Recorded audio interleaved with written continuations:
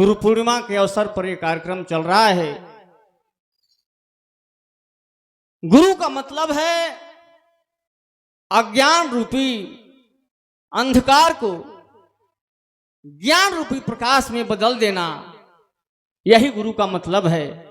तो आइए, एक हमारे गुरु जी की गीत है अंधेरा के बाद उजाला, इस गीत का शीर्षक होगा। और हमारे गुरु जी ने कहा है कि जो हमारे बिरहा की धरोहर गीतें हैं उन गीतों का प्रस्तुत होना चाहिए। एक लाइन गीत लगल मास्टर।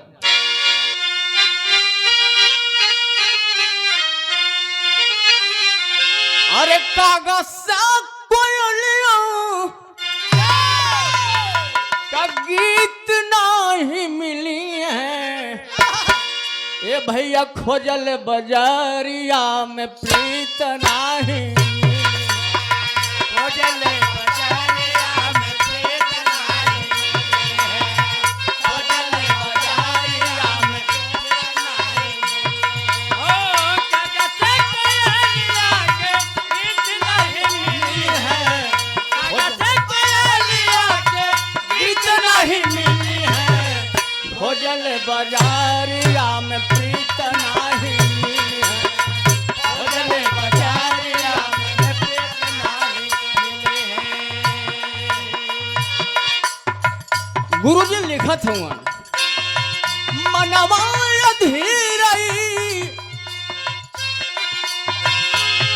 विभोर होई गईले, ए भैया उगलिया जोरिया जोर होई गईले, उगलिया जोरिया जोर होई गईले, उगलिया जोरिया जोर होई गईले। श्री परमेश्वर यादव जी विग्रहपुर से हम पहला बंद में गुरुजी लिखत हुआ। अरे हिरण कश्यप भक्त प्रहलाद के सतावले, हिरण कश्यप भक्त प्रहलाद के सतावले, हिरण कश्यप प्रहलाद के सतावले। लोहे का खम्हा लाल कई के उसे बांधल, लोहे का खम्हा लाल कई के उसे बांधल, लोहे का खम्हा लाल कई के उसे बांधल। अरे नरसिंह बने हो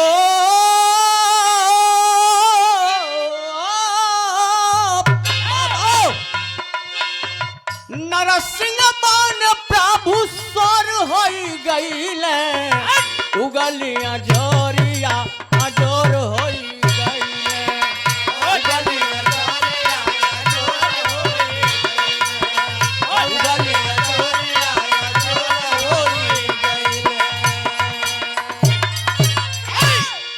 ए पंचो हरिश्चंद्र डोम हाथ काशी में बिताए, हरिश्चंद्र डोम हाथ काशी में बिताए, हरिश्चंद्र डोम हाथ काशी में बिताए।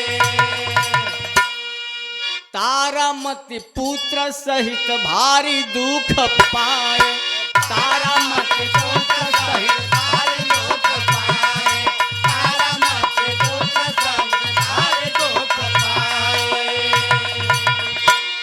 स्वर्ग मिलल जिंदा, स्वर्ग मिलल जिंदा, अरे किशोर होई गईले, अरे उगलिया जोरिया जोर होई गईले, उगलिया जोरिया जोर होई गईले, उगलिया जोरिया जोर होई गईले। अगला बंद में गुरु जी लिखत हो समय बहुत कम है, एक एक अंतरा में एक एक कहानी दर्शौले हो गुरु जी, लेकिन बतावे लागल जी तो बहुत समय लगी। इससे अगला बंद में का नाम है अरे शिव भूपयापन सारा अंग काटी दिहल,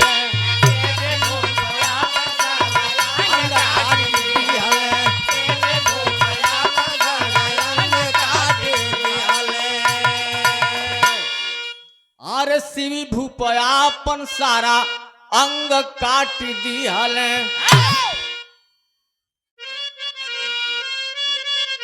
अरे इंद्र और अग्नि आखिर तंग होई गईल इंद्र और अग्नि आखिर तंग होई गईल इंद्र और अग्नि आखिर तंग होई गईल ए भैया सोबरन बदन की अरे छोर छोर होई गईल अरे उगलियां जोरिया जोर होई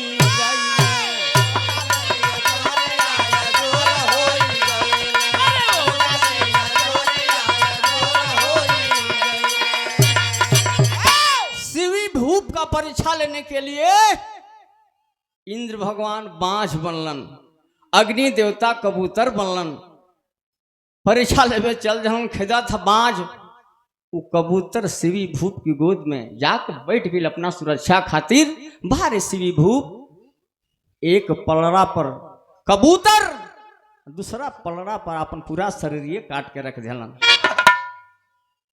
अगला बंद में कवि जी लिखलन, अरे अनसुईया त्रिदेवन के पालना झूलावली अनसुईया त्रिदेवन के पालना झूलावली अनसुईया त्रिदेवन के पालना झूलावली। तीनों देवी आपन पति खोजे में भूलैली तीनों देवी आपन पति खोजे में भूलैली तीनों देवी आपन पति खोजे में हुनके माने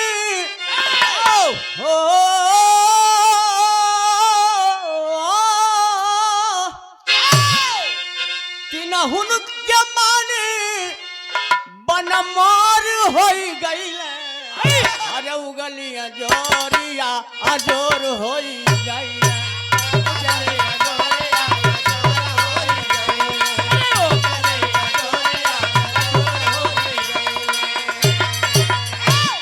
अगला बंद में लिखल गई, मोर ध्वज आरा दंपति बेटे पर चलाए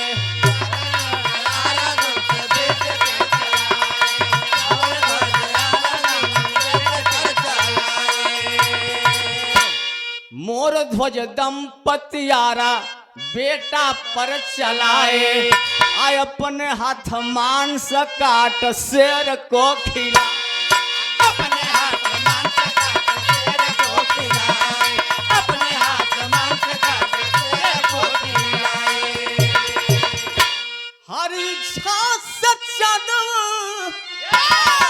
चकोर होई गईले ए भैया उगलिया जोरिया जोर होई उगलिया जोरिया जोर होई गईले उगलिया जोरिया जोर होई गईले।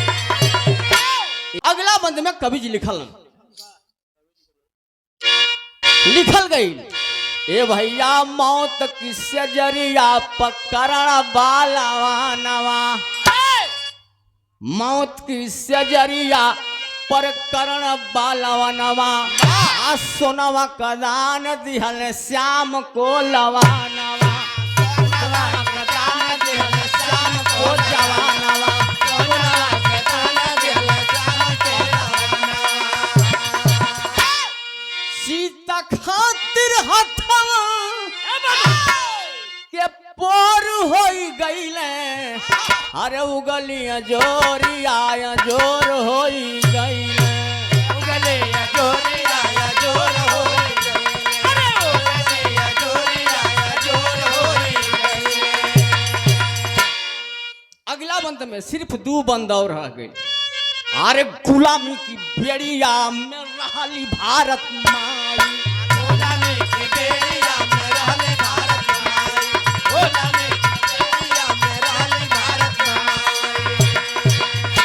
गुलामी गुलामी की बेड़िया में रहली भारत माई हो गई आजाद आखिर हो घड़ी हो गई आजाद आखिर हो घड़ी हो गई आजाद आखिर हो घड़ी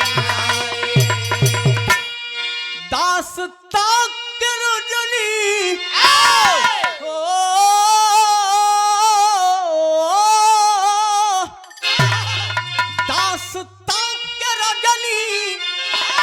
भर होई गईल गईले ए पंच उगलिया जोरिया जोर होई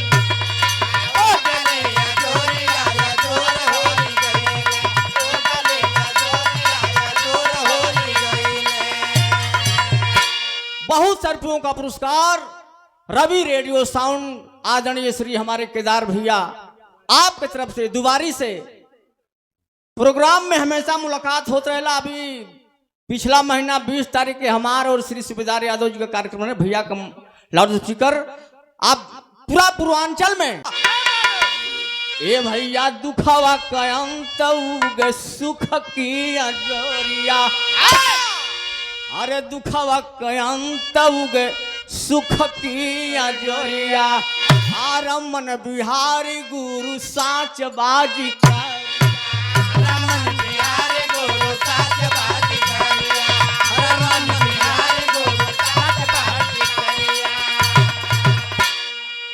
शंभु श्रीनाथ कलम के चित चोर हो गईले अरे उगलिया जोरिया जोर हो